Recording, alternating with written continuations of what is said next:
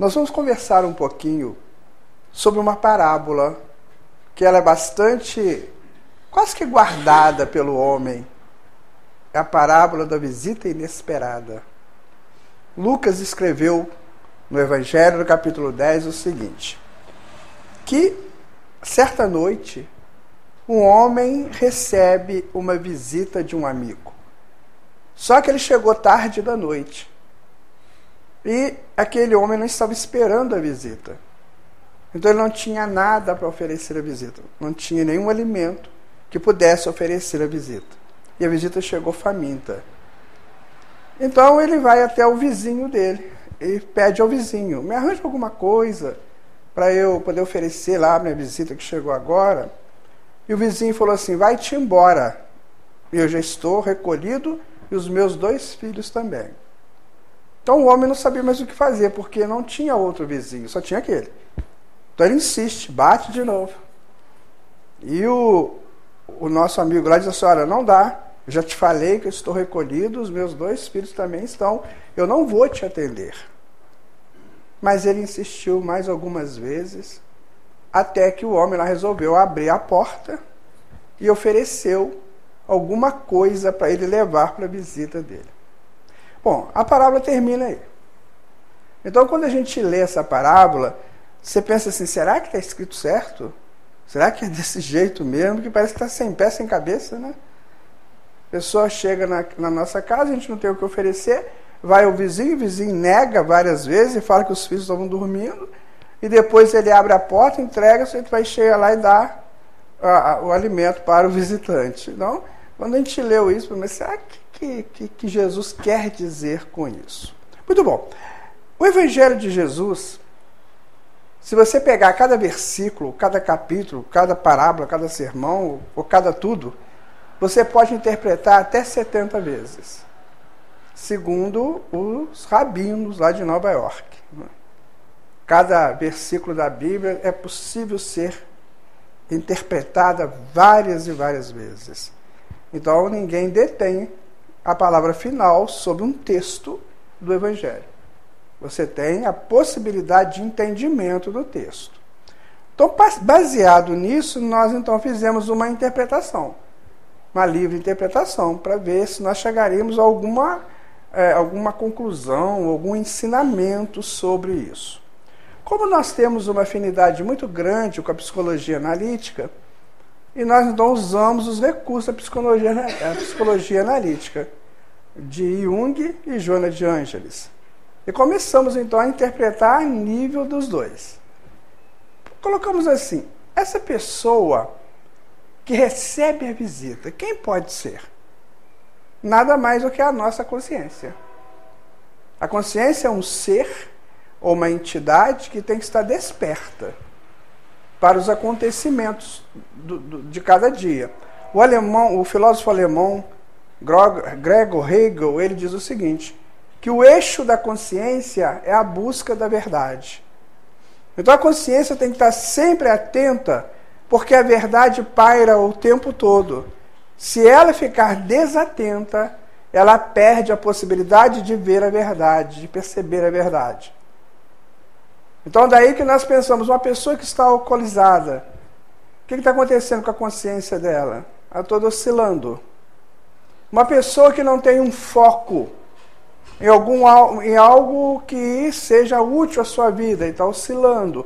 Então ele não está de acordo com a busca da verdade, porque o seu eixo não está numa posição de captação. A pessoa que usa drogas alucinógenas, por exemplo, aquelas pessoas que reclamam de tudo, aquelas pessoas que o tempo todo estão queixando, não estão com esse eixo num nível interessante para captar a verdade. Então a consciência necessita estar muito aberta, muito esperta, muito focada, para ela pegar a verdade de cada evento. E cada momento que nós vivemos tem um evento verdadeiro e um evento falso. A gente só vai entender o que é um ou o que é do outro se nós conseguirmos ficar bem atentos e alimentar o nosso íntimo com conteúdos bons. Não é? Muito bem, então pensamos, a consciência é essa pessoa que recebe a visita. E quem é a visita? A visita é a própria verdade, né? Porque já que a consciência tem que estar recebendo as informações da verdade, então a consciência recebe a visita da verdade. Isso pode acontecer conosco, né? A qualquer momento. No instante qualquer onde estivermos, pode ser que a verdade chegue para nós. E eu estou desperto, eu estou pronto para alimentar essa verdade, para que ela me dê o retorno. E aí, ele vai buscar, então, a ajuda do vizinho. Quem que seria esse vizinho? Então, se você buscar na condição da psicologia, você vai perceber que esse vizinho pode ser a inteligência. Porque para eu pegar alguma informação, não basta eu estar ligado, focado na informação. Eu tenho que capturar a informação e decodificar a informação. Quem decodifica é a inteligência. Então, quando a consciência percebeu que a verdade chegou, ela foi correndo na inteligência e fala, me ajuda. Me ajuda porque vai ser alguma coisa útil. Ela veio me visitar. Eu preciso de você. Aí a inteligência fala que estava dormindo ou recolhida. Geralmente, nós perdemos grandes oportunidades de aprendizado por causa disso. Nós estamos quase sempre dormindo. Quase sempre alheios ao grande momento que está acontecendo para nós.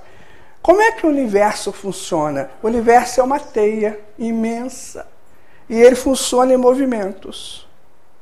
E esses movimentos trazem os eflúvios do Criador, segundo André Luiz. Então, se a física quântica determina isso, que o universo é uma teia em movimento, André Luiz diz que o hausto do Criador inunda essa teia, trazendo informações o tempo todo. Então, se em determinado momento, em determinado movimento, eu estiver atento, esse movimento vem me dar informação.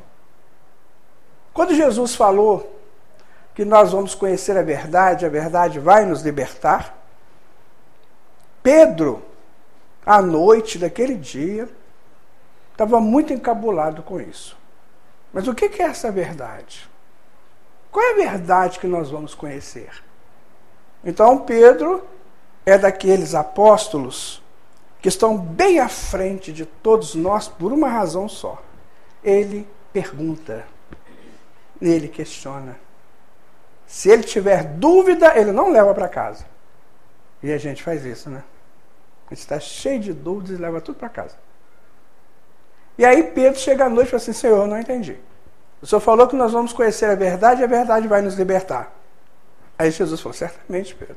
Essa aí é a dinâmica natural da vida, da evolução. Mas o que é a verdade? Então, aquele homem fez a pergunta certa para a pessoa certa. Porque Pilatos também perguntou a Jesus o que é verdade. Só que Pilatos não permitiu que Jesus respondesse a ele. Ficou com medo, talvez. Então, Jesus falou assim, Pedro, a verdade é o conhecimento e a prática das leis de Deus. Então a resposta é simples, aparentemente profunda. Por quê?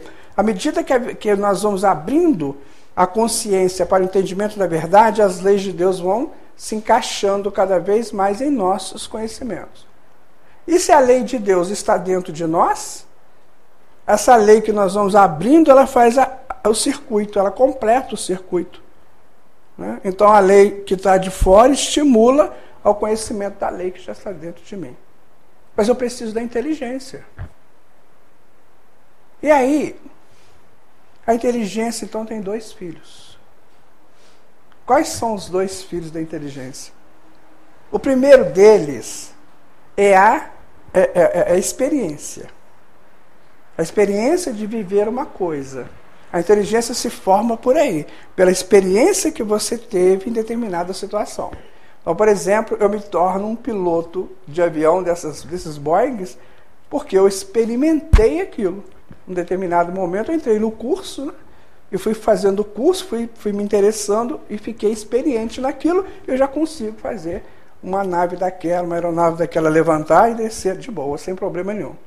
Então a experiência tem como filho a inteligência tem como primeiro filho a experiência. O segundo filho da inteligência é o conhecimento da coisa.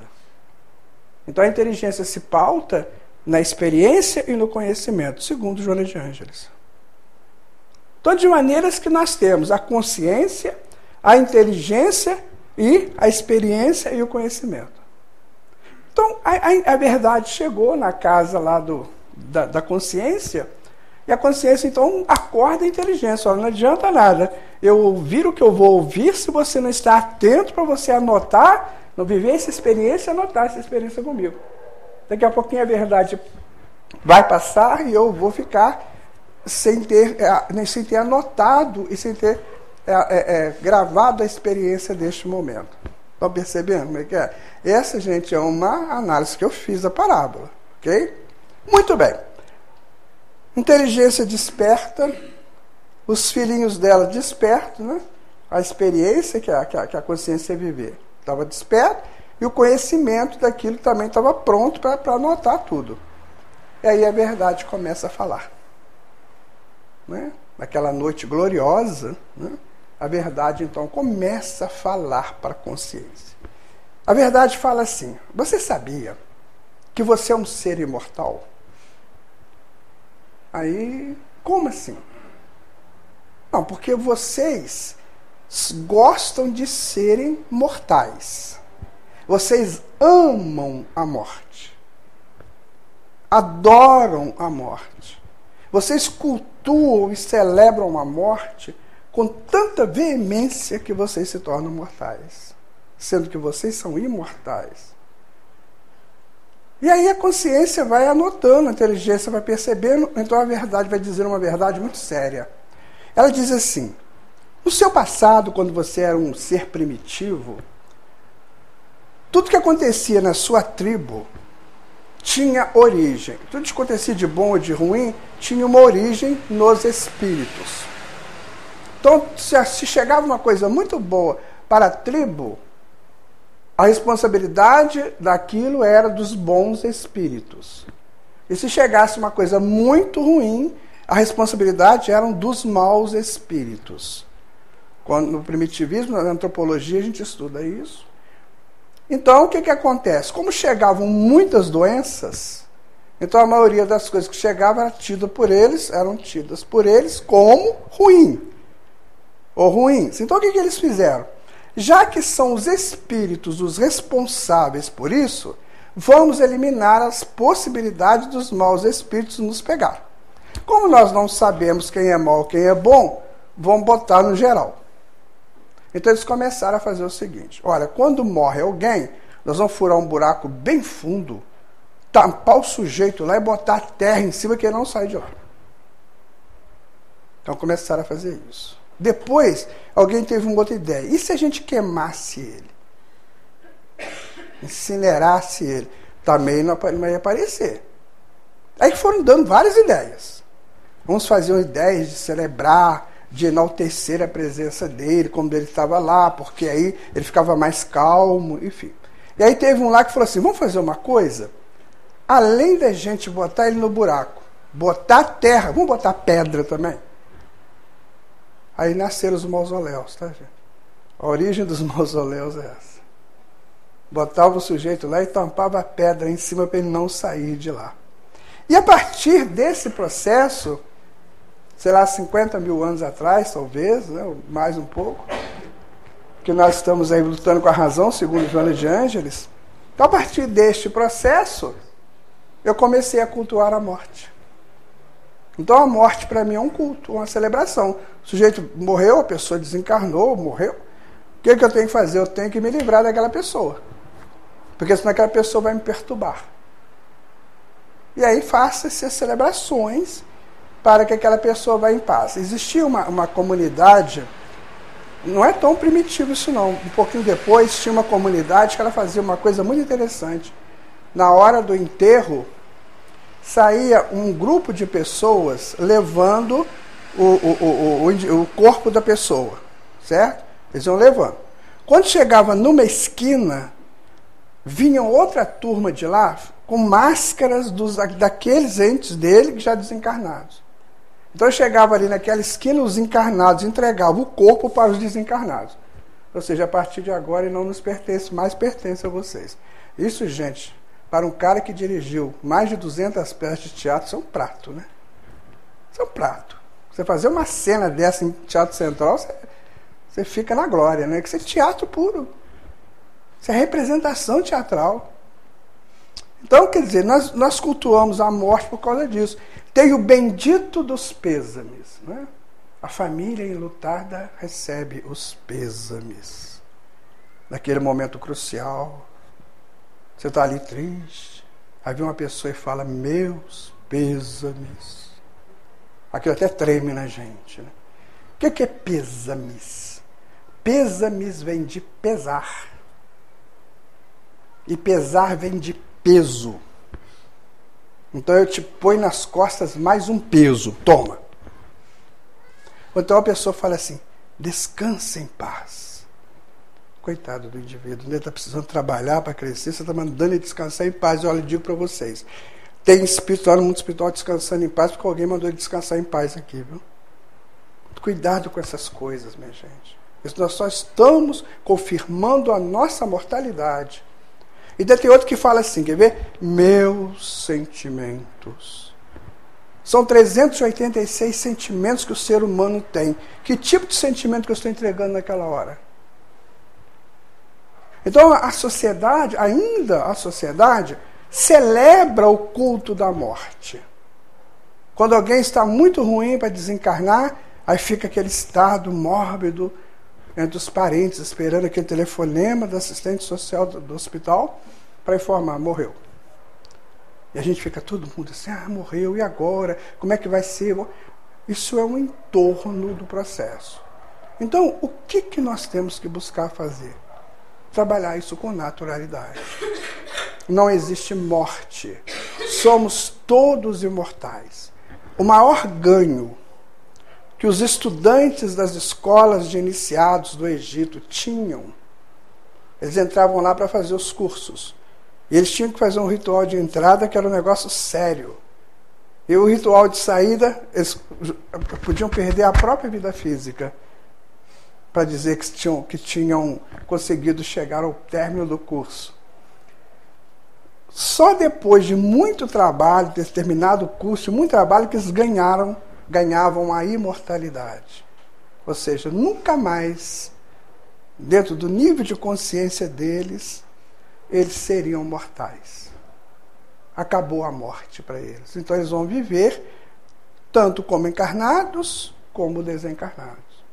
Então eu vivo aqui um período de encarnado, depois desencarnado, depois encarnado, desencarnado, e a conta é a mesma. A linha é linear. Eu não vou mais ter aquele processo, nossa, estou envelhecendo. Não, eu não estou envelhecendo, o que está envelhecendo é meu corpo. Eu continuo firme. Eu não vou morrer. No momento em que, na hora que chegar o momento de eu ter que sair do corpo, entregar o corpo para a transformação que ele vai sofrer, eu estou continuando a minha vida sem problema nenhum. O espiritual, no livro, nos domínios da mediunidade, no início do livro, ele fala algo para André Luiz que é muito interessante para nós. Ele fala assim, André, não vale nascer ou morrer na Terra, porque as formas fazem e se desfazem todos os dias. 150 mil desencarnam por dia e 300 mil reencarnam por dia. Numa sucessão infinita isso. Por isso que a humanidade cresce. Então não vale você falar nasceu ou morreu. Isso não importa. Isso é natural. É coisa da vida espiritual. O que importa é o que você faz entre um e o outro. Isso sim. Isso conta. Então muitas vezes nós pegamos uma enfermidade, por exemplo, uma enfermidade mais complicada, mais agressiva, e a gente já fica logo pensando, eu vou morrer. Ou meu pai vai morrer, minha mãe vai morrer, não sei quem vai morrer. Vai morrer, vai desencarnar. Se é o caso do desencarne. Porque quem dá a última palavra é Deus. No desencarne natural, a última palavra é de Deus. Agora, naqueles promovidos pela eutanásia, pena de morte, suicídio, aí quem está dando essa palavra é o homem, será responsabilizado por isso. Então a verdade vai contando essas coisas para a consciência. Consciência, preste atenção, não cultue mais a morte. Se você que tiver que passar por um processo de desencarne de um ente querido ou de um amigo, faça com naturalidade. Chega lá no campo que está sendo velado, o corpo, abrace teu amigo e diga, olha, Jesus está conosco. A palavra Jesus tem uma força tão grande, mas tão grande, que naquela hora é o maior presente que nós podemos dar para os nossos amigos que estão vivendo aquele momento.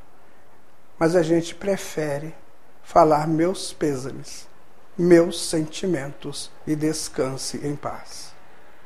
Se a gente falar Jesus naquela hora, o espírito que está desencarnando pode sentir uma força, uma energia fantástica. Porque se você fala Jesus, você está falando no Cristo. E ele é um Cristo em estado latente. Então esse Cristo que você invoca pode ajudar o Cristo interno dele e dar força para ele. Então fale em Jesus. Abrace teu amigo, teu familiar e diga assim, olha, Jesus está conosco, vai ajudar vocês e a ele que está deixando o corpo físico. Mas vamos falar algo nesse sentido, porque aí nós estamos trabalhando a imortalidade em nós. Já não estamos mais presos à morte. Porque, na verdade, ninguém perde nada, minha gente. Não existem perdas, existem transformações. Então, quando nós perdemos, entre aspas, por exemplo, uma namorada. Eu não perdi a minha namorada. Ela passou o tempo que precisava passar comigo e agora vai seguir teu caminho, assim como eu vou seguir o meu caminho. Isso é uma filosofia hindu fantástica. A pessoa chega na sua vida e sai da sua vida na hora certa. Então não há perdas. Ah, eu perdi o emprego. Não, você saiu de uma situação para encontrar uma outra situação que vai abrir para você. E a perda, ela gera culpa. E a culpa gera depressão. Então muitas vezes a pessoa se deprime por causa de culpas. Então ela acha que ela é culpada. Aí eu perdi o emprego porque eu não fui uma pessoa excelente naquilo que eu tinha que fazer. Então eu sou culpado. E isso aí leva à depressão. Então a verdade vai dizendo para nós o seguinte, olha, levanta a tua cabeça porque você é um ser imortal. Não tem a menor chance de você morrer. Não existe, a física prova isso, uma energia criada, ela nunca mais se perde, ela só se transforma. E nós já somos energias pensantes, que é um ponto superior, um avanço da energia. Kardec pergunta, no Livro dos Espíritos, se não me engano, a questão 27, de que é constituído o universo. E o que eles dizem? Deus, espírito e matéria. Ou seja, espírito está acima da matéria. E a matéria não é energia? O espírito está acima dessa energia. Então é uma energia em alto nível, assim como Deus é a energia suprema. Então não tem como morrer. Não existe essa possibilidade de morte. Então a verdade vai dizer para aquela consciência, esqueça essa história de morte. Não existe. Existem transformações necessárias para o aprimoramento do espírito. Aí a consciência pergunta para a inteligência, você anotou? Teus filhinhos anotou isso aí? Está tudo certinho? Podemos continuar ouvindo a verdade? Aí a verdade vai continuar o assunto. Ela vai falar assim, pois é, já que você é imortal, Deus te dá uma outra chance. Como nós estamos vivendo numa comunidade de espíritos, ora encarnado, ora desencarnado, mas todos espíritos, então nós podemos nos comunicar mutuamente. Então ninguém perde a possibilidade da comunicação. Podemos estar sempre falando uns com os outros, dentro de um grau qualquer.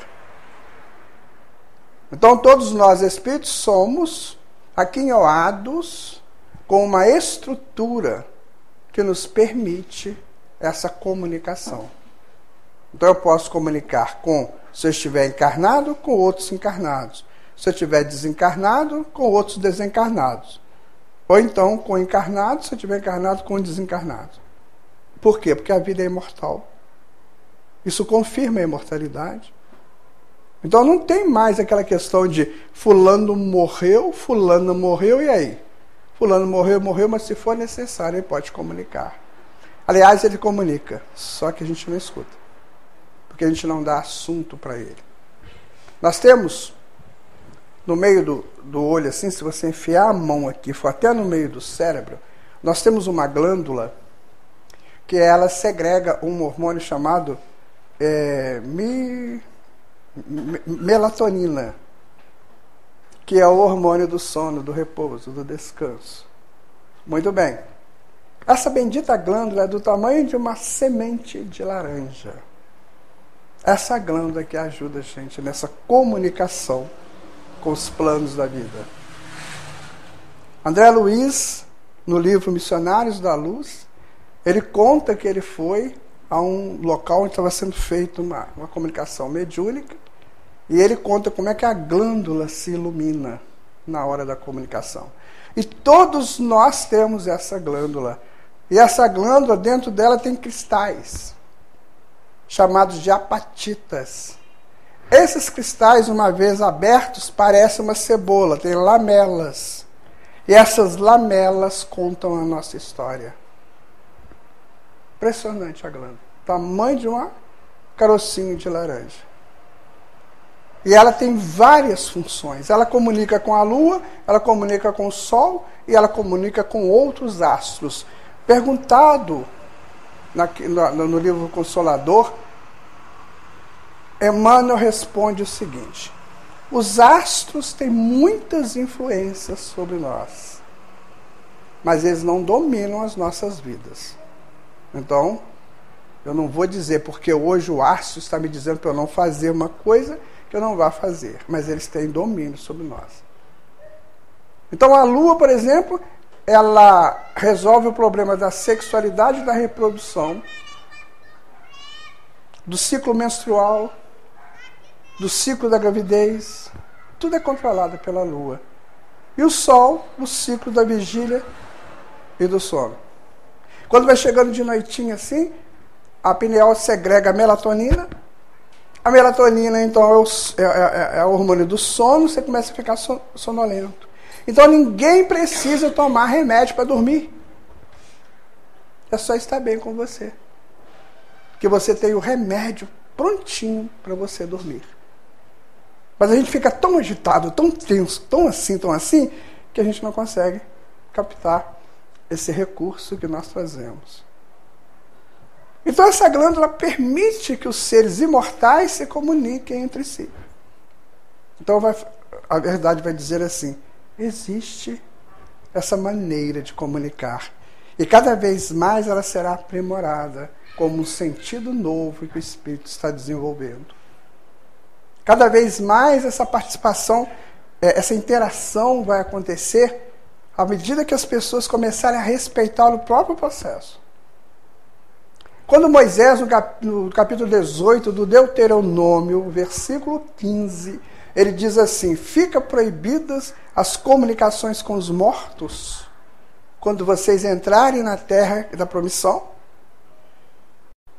Toda uma sequência religiosa condena a mediunidade, principalmente os evangélicos, nossos irmãos, porque não entendem o processo. O que Moisés estava proibindo era a prática errada do processo. Porque as pessoas iam lá para pedir favores, pedir ajudas para matar o seu próprio irmão. Ofereciam meninas em sacrifício para que os espíritos dessem para eles aquilo que estavam pedindo. Então Moisés falou: isso não. Mais tarde, Jesus sobe no Monte Tabor com Pedro, Tiago e João, e apresentam perto dele Elias e Moisés, e Jesus tem uma voz direta, e Jesus transcende o próprio corpo, ou seja, um fenômeno mediúnico de altíssimo nível. Perguntado, Humberto de Campos explica que naquele momento o Senhor Jesus outorgou o direito de usar a mediunidade. dentro dos critérios corretos que a doutrina espírita hoje faz. Pelo menos busca ensinar. Então a verdade vai explicando isso para a consciência. Aí a verdade fala assim, mas tem uma outra coisa também. Não se preocupe com essa questão, às vezes você gosta mais daqui, gosta mais do plano espiritual, não tem problema que você vai e volta quantas vezes forem necessárias. Existe essa possibilidade de você estar no corpo, fora do corpo, e o espírito é o mesmo. As experiências que você vai viver aqui ou lá só agregam valores se você desejar que sejam agregados. Então o processo da reencarnação é comum. Se não houvesse a reencarnação, você poderia até evoluir no mundo espiritual, só no mundo espiritual. Como Kardec pergunta lá no Livro dos Espíritos. Você pode, sim, não precisava de você reencarnar. Só que o caminho era muito mais longo. E reencarnando você tem mais possibilidades. Os nossos irmãos budistas, eles falam no Sansara. O que é o Sansara? Sansara é a roda dos renascimentos. É quando eu renasço, reencarno, desencarno, tantas vezes quanto eu precisar para me libertar do jugo da matéria. E o que os hindus falam, o que os budistas falam? O importante é você sair do Sansara. É você fazer de tal maneira a tua vida que você não precise mais usar esse recurso da reencarnação. A reencarnação é um meio, não um fim. Você vai usar todas as vezes.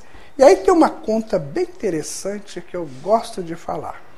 Segundo Joana de Ângeles, nós estamos no corpo, como homens, né, há mais ou menos 50 mil anos. Tem um estudo meio espiritualista que diz assim, que nós já tivemos em média 5 mil encarnações. Coisa dessa, né? É meio lógico, né? Porque se você tem 50 mil anos, você tem só 5 mil encarnações, então você viveu mais no mundo espiritual do que aqui. Não é verdade? E é isso que os Espíritos falam. A vida mesma é que o que Jesus falou? Se os teus olhos forem motivos de escândalos, arrancai-os. Porque é melhor você entrar para a vida sem ter o olho do que com o olho e se prejudicar por ele. Então Jesus fala, para onde eu vou preparar um lugar para vocês. Então a ênfase é para o plano espiritual. E dentro desse estudo de 50 mil anos para 5 mil encarnações, você tem aí uma vida muito grande no mundo espiritual. Mesmo porque as encarnações do passado duravam no máximo 25, 30 anos. Passasse disso já era um ganho muito grande. As doenças eram muito comuns e não tinha remédio. Guerras, né? Problemas sérios que as pessoas desencarnavam muito cedo. Uma gripinha já era o bastante para levar. Tuberculose, então, nem se fala. E aí a consciência vai ouvindo aquilo tudo. Então quer dizer que eu sou imortal, eu posso comunicar com as pessoas que já não estão mais aqui no corpo físico, e eu posso também ter esse processo de ir e vir o tempo que for necessário. Sim, isso é a bondade de Deus. E aí a verdade ainda fala uma coisa para a consciência que é muito interessante. A verdade fala assim, olha, sabe o que é? No fundo, uma reencarnação é quase que um perdão de Deus. Se é que Deus perdoa. E aí eu me lembro que eu já li isso em Emmanuel. Emmanuel fala isso, se não me engano, Fonte Viva. Uma reencarnação é quase um perdão de Deus. Ou seja, a gente errou tanto, fizemos tantos procedimentos contrários às leis de Deus, e aí você tem uma nova chance num novo processo. Aí a consciência já está meio assim, não sabe se vai dormir, né? Porque olha, é muita informação. A verdade fala, não, ainda tem mais. Espera mais um pouquinho que ainda tem. Você está vendo todos esses astros que estão aí no céu, essa coisa bonita, essas estrelas? Isso tudo são escolas, são mansões. Isso tudo são laboratórios, são estágios, são instâncias de repouso dos espíritos em evolução. Tem tudo que você puder imaginar, tem aí. Isso tudo foi, é ou será habitado. Existe uma gama de espíritos tão grande, mas tão grande que é incontável dentro da nossa matemática. E eles ocupam esses espaços. E à medida que eles vão evoluindo, eles vão indo e vão chegando os que estão no processo para ocupar o posto. E o mais importante é que essa coisa muda o tempo todo. E pior ainda, nenhum é igual ao outro. Você pode ter 100 mil planetas de emersão, como é o caso da Terra, né? Planeta de emersão é o planeta da imersão do inconsciente para a consciência, sabe? Isso é planeta de emersão. Então você pode ter 100 mil planetas de emersão criados ao mesmo tempo e são totalmente diferentes um do outro. Os seres que lá habitam são diferentes, mesmo passando pelas mesmas necessidades que nós aqui passamos. De respirar, né? De alimentar, de se higienizar. Lá eles também têm que fazer isso, mas são completamente diferentes. Por quê? Porque a atmosfera de cada planeta molda o perispírito próprio para ele. E o perispírito molda o corpo. Aí a consciência fica assim, mas é muita coisa, é muita informação. A verdade fala, não é só muita informação, como necessárias. Dentro do seu momento atual de evolução. E aí ela vai falar assim, agora ainda tem mais uma para você. Que é sobre Deus. Você está aí meio preocupado se Deus existe, se Deus não existe, como é que é essa existência de Deus, né? Então eu vou dizer para você, você não pode ver Deus. Ainda não dá. Falta ali um sentido, que é o próprio sentido da visão de Deus. Né? Então você tem que crescer para chegar lá. Mas ele não se esconde de você, pelo contrário, ele está do seu lado o tempo todo. Ele irradia. Então existe Deus como se fosse um grande círculo e nada vive fora de Deus. Tudo dentro de Deus. Então você vive dentro de Deus, numa condição qualquer. E ele que criou tudo. Tudo que você possa imaginar de inteligência veio dele. Então aprenda a conviver com isso. Aprenda a conviver com essa filiação e, acima de tudo, busque se estabelecer como filho, assim como a criança. Enquanto ela é criança e o pai e a mãe colocam sobre a mesa o alimento, a criança não quer nem saber de onde veio esse alimento, ela quer alimentar. Mãe, estou com fome. Pai, estou com fome. Ela não está nem sabendo se o pai e a mãe podem comprar o alimento, ela quer comer, certo? Certo. Quando você chega na adolescência, aí você já começa a pensar, onde que meu pai compra isso? Como é que ele arruma dinheiro para comprar isso? Que é o momento que nós temos que fazer com relação a Deus. Até aqui nós somos usufrutuários, beneficiários de Deus, né? Dentro desse processo nosso de evolução. Agora nós temos que parar para pensar, pai, como é que é isso?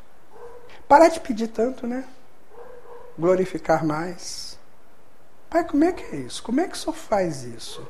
Ah, meu filho, isso aqui eu faço utilizando dois instrumentos que na verdade não existem. Eles só existem para quantificar e qualificar, que é a matemática e a geometria. Isso não existe. Nenhum dos dois. Isso são elementos, são ferramentas utilizadas para você qualificar e quantificar alguma coisa. No momento que você coloca isso na sua mente, não precisa mais de matemática nem de geometria. Você já é a matemática e a geometria. É assim que eu faço tudo. Você está disposto a estudar isso? É o caminho. É o caminho que você precisa. Porque para você trabalhar com matemática, tem que trabalhar com física, com química, com biologia. É isso aí. Eu faço as coisas a partir desses conteúdos. Você quer? Aí é a hora que o filho escolhe, eu quero ou eu não quero. Então, o espírito vai evoluindo, e à medida que ele vai evoluindo, as necessidades vão ser chegando até ele. Ele tem duas opções. Ou eu encaro a necessidade, ou eu me afasto da necessidade. Então a verdade fala assim, olha só, nós estamos só começando a pensar em Deus de verdade. Sem aquela coisa, né, de um ser alheio à minha vida. Agora não, ele é presente na minha vida. Então nós estamos começando agora. Vamos partir de algum princípio? Então parta do princípio, que ele é a inteligência suprema e a causa primária de todas as coisas. Parta daí. Porque tudo que você fizer, tudo que você pensar, veio de Deus. Existe em Deus. E aí a verdade já está assim, não vai embora, não. Fica mais um pouquinho, agora eu vou te contar mais uma coisa. É porque eu sei que é difícil para uma consciência igual a sua, que está começando agora, aprender tudo isso sozinho e ficar, né? Então, Deus te deu um grande mestre. E se você seguir este mestre, você nunca mais vai ficar sem ajuda, sem orientação. Esse mestre fez questão de vir pessoalmente te trazer mais informações e te colocar à sua distância. Ainda falou assim: vinde a mim todos vós que estão aflitos e sobrecarregados, que eu vos aliviarei. Então esse mestre é Jesus. Se você seguir esse mestre, que é modelo e guia, você não vai se sentir sozinho, nem vai ter dificuldade. Sabe por quê, meu irmão? Porque você está inserido na lei de causa e efeito. Tudo que você fizer retorna para você. Então preste atenção, porque retorna. Então cuidado com o que você faz. Aí a verdade se despede da consciência e vai embora. A consciência olha para a inteligência, se escreveu a inteligência o que eu pude. A experiência falou assim: não, eu tenho que viver isso. Se eu não viver isso, eu não vou conseguir escrever isso. Como é que eu faço para viver isso? Aí eles vão dormir. No dia seguinte aparece o Renato lá na casa dessa consciência e fala assim: vamos lá para o Dom Pedro. Está tudo isso lá. Vamos estudar isso lá no Dom Pedro. Isso é doutrina espírita. O que você recebeu foi a verdade, que você recebeu a doutrina espírita. Ela chegou para te orientar, para te ajudar, para te instruir. Então não perca essa experiência, porque na medida que você viver essa experiência, você absorve o conhecimento. E aí você vai ser outra pessoa. Então a visita que você recebeu, consciência, foi a visita da doutrina. A visita do Espiritismo. Que em determinado momento entendeu que você estava capacitado para receber tal visita. Não perca essa chance. Ela só deu uma dica para você do que ela é capaz de te ajudar. A partir de agora, só você que pode fazer. Está nas suas mãos. A literatura é muito ampla, o trabalho é grande.